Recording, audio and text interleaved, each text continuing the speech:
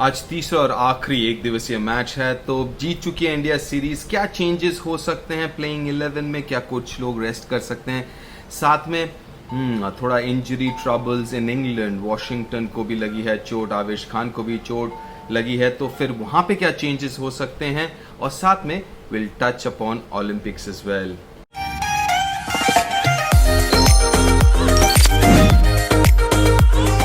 Hello and welcome to deep point. जी हाँ, सबसे पहले शुरू करते हैं जो आखिरी एक दिवसीय मैच है। सीरीज इंडिया जीत चुकी है।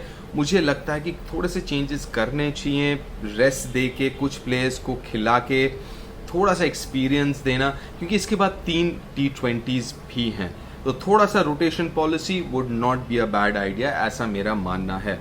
तो कौन कौन ऐसे प्लेयर्स हो सकते हैं जो कि रेस्ट कर सकते हैं? सबसे पहला नाम जो आता है कि obviously it's a little out of the box, वो है शिखर का, क्योंकि अच्छे लय में दिखे, अच्छे फॉर्म में दिखे हैं, दोनों मैचेस में रन बनाए हैं। तो may be someone like a particle जो बाहर बैठे हैं उनको थोड़ा सा अगर मैच यहाँ पे मिल जाए, क्योंकि शिखर ब्रेक लेके दोबारा T20 में आएंगे, ऐसा नहीं कि पूरा लंबा रेस्ट, लेकिन मे बी T20 में फिर वापस आ जाए। लेकिन थोड़ा सा यहाँ पे एक्सपीरियंस के लिए थोड़ा पता भी लग जाएगा at this level how particle is, what he can do. तो वो एक मुझे लगता है हो सकता है चेंज। दूसरा चेंज मुझे लगता है यूजी चहल, जो कि अच्छी गेंदबाजी की है, लेकिन बाहर राहुल चाहर भी बैठे हुए हैं जिनका अच्छा परफॉर्मेंस रहा है इसके पहले सीरीज में। Maybe he can game a game, क्योंकि can get a game because Yuzi did well. Yuzi ने 2 मैचेस में अच्छी गेंदबाजी की है, सो he is in form.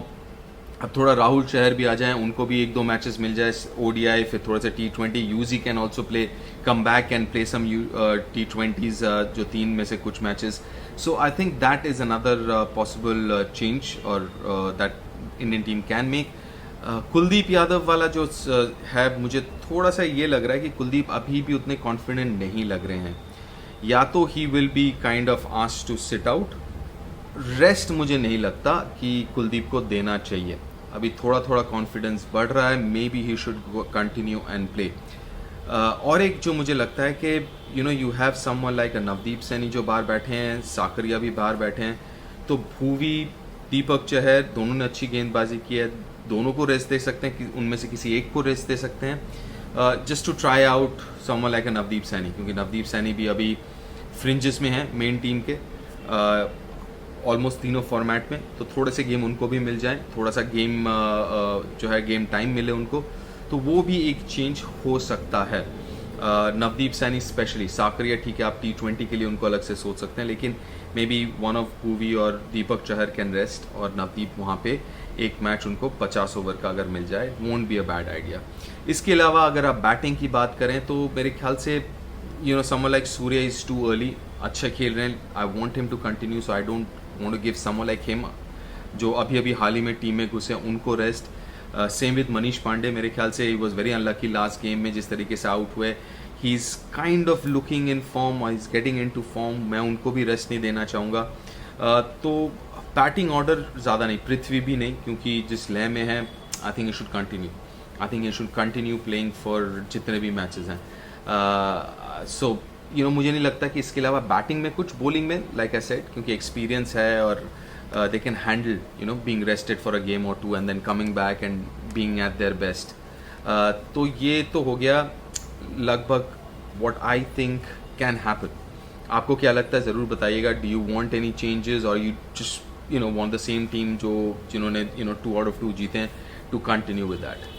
Right, so ये पार्ट 1 गया। Part 2, let's talk about England, क्योंकि इंग्लैंड से जो खबर आ रहा है, वॉशिंगटन सुंदर भी जो हैं वो भी चोटिल हुआ, उनके फिंगर में एक इंजरी है, रेकरिंग इंजरी है, जो कि is back and he might not be available.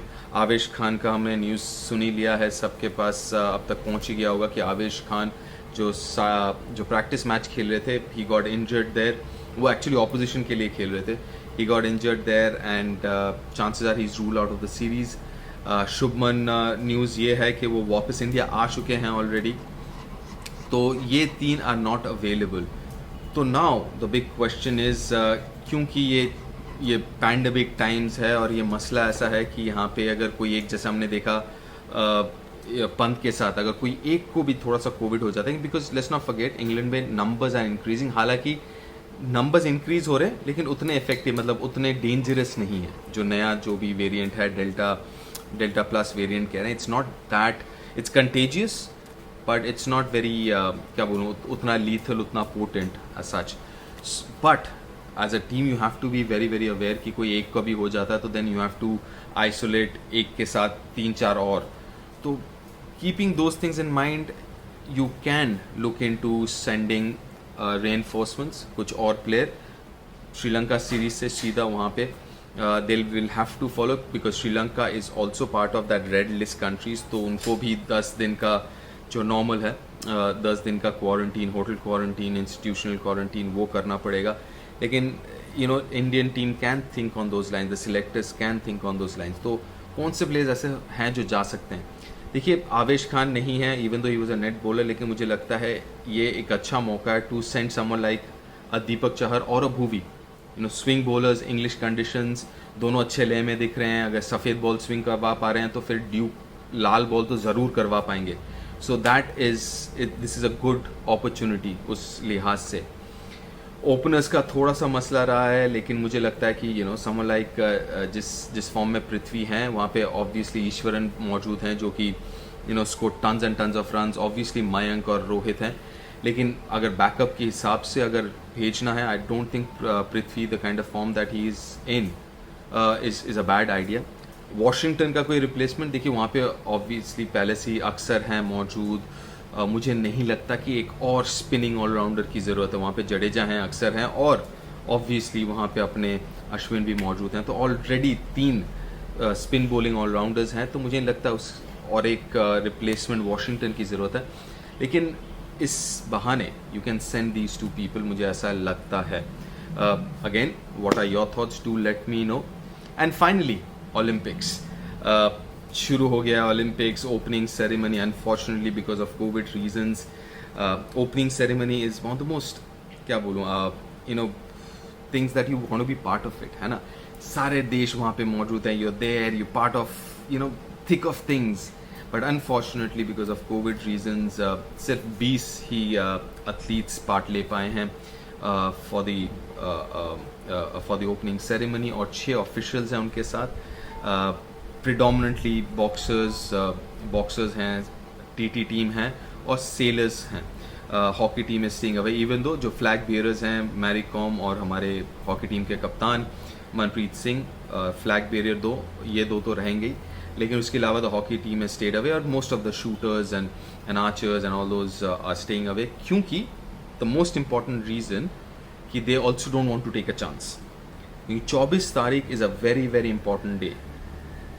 Archery events are starting, shooting events are starting. There's a good chance, there's a very good chance कि इंडिया को 24 तारीख को ही मेडल मिल जाए, क्योंकि archers are shooters one of our best options of getting medals. So keeping our fingers crossed कि क्या होगा ओलंपिक्स में. बट वंस इन 4 years, और ये ओलंपिक्स तो थोड़ा स्पेशल है क्योंकि 5 साल बाद आया है. सो ऑब्वियसली मेरे साथ I am sure all of you will be keeping your eyes out for the Indian contingent and wishing them luck Olympics के लिए, because it is the most important sporting event on the face of the earth. और वहाँ पे हम चाहते हैं कि हमारे जो टीम है, हमारे जो कंटिजेंट हैं, सारे एथलीट्स डू देयर बेस्ट. सो या from us as in our family, positive vibes to them, all the very best to the Indian athletes. 24 तारीख will be very very crucial, and सवेरे से टीवी खोल के बैठा रहूँगा मैं तो, राइट. सो या दैट्स दैट फॉर नाउ. और एक चीज़, आज बिफोर द मैच 1 बजे will go live on my YouTube channel here itself, and let's talk about the 3rd ODI as well, and take your questions and see how it goes, right? So take care, see you soon, be safe, stay healthy, and make sure people around you are healthy as well. Bye for now.